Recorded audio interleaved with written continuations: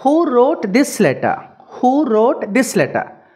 ఇందులో ఇది క్వశ్చన్ అండి. ఈ క్వశ్చన్ పైన పాసివ్ వాయిస్ మనం కనిపెట్టాలి. ఇక్కడ సబ్జెక్ట్ లేదండి, సబ్జెక్ట్ని అడుగుతున్నారు ఎవరు రాశారు ఈ ఉత్తరం అని. తెలుగులో తీసుకోండి, ఎవరు ఈ ఉత్తరం రాశారంటే ఈ ఉత్తరం ఎవరి చేత రాయబడింది.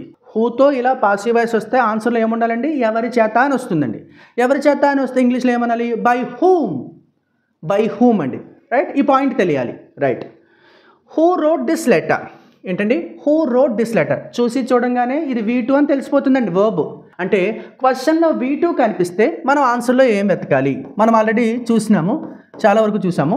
V2 అనగానే క్వశ్చన్లో V2 ఉంటే ఆన్సర్లో మనకి వర్స్ కానీ వర్క్ కానీ ఉండాలి కదా. క్వశ్చన్లో V2 ఉంటే ఆన్సర్లో ఏముండాలండి, వర్స్ కానీ వర్క్ కానీ.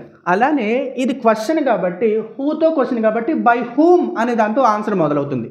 దేంతో మొదలవుతుందండి, బై హూమ్. రైట్, చూడండి వర్స్ వర్లు వెతుకుతాం ఫస్ట్. రైట్, V2 ఉంది కాబట్టి వర్స్ ఉందండి, డౌట్ఫుల్గా పెడదాము. వర్స్ ఉందండి, వర్స్ ఉంది. రైట్, ఇందులో వర్స్ లేదు. ఇది వర్స్ ఉంది, డౌట్ఫుల్గా పెట్టాను. ఇది కూడా వర్స్ ఉంది, ఇందులో వర్స్ లేదు. ఒక్కటే ఎలిమినేట్ అయిపోయిందండి. మూడింట్లో వర్స్ ఉన్నాయి కాబట్టి. అయితే హూ రోట్ దిస్ లెటర్ అనగానే బై హూమ్తో మొదలవుతుందని చెప్తున్నాను కదా. ఇక్కడ హూ వాస్ రిటర్న్ అని రాశారు కాబట్టి బై హూమ్ కావాలి కాబట్టి option A is eliminated. Right, option A పోయిందండి, ఆప్షన్ డి పోయింది. మనకేముంది, ఇంకా బి ఉంది, సి ఉంది. ఓకేనా.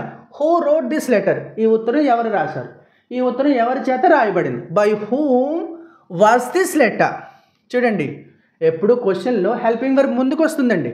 By whom was this letter written, by whom this letter was written. అలా కాదండి, ఎప్పుడు హెల్పింగ్ వర్బ్ ముందుకు పట్టుకురావాలి క్వశ్చన్లో.